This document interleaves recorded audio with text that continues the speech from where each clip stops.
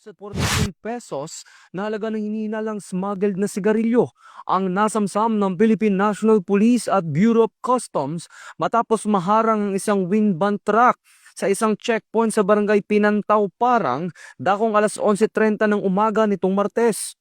Ayon sa PNP, nadiskubre ang 4,582 na rims ng sigarilyo na nakatago sa loob ng mga dingding at sahig ng sasakyan. Nabigo ang driver na magpakita ng anumang dokumento na magpapatunay sa legalidad ng kargamento dahilan upang arestuhin ang mga sospek.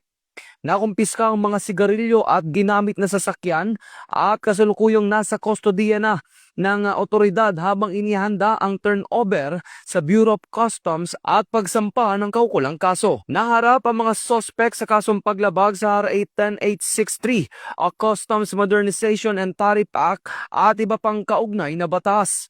Ito ang bagong PNP para sa bagong Pilipinas, serbisyong mabilis, tapat at nararamdaman.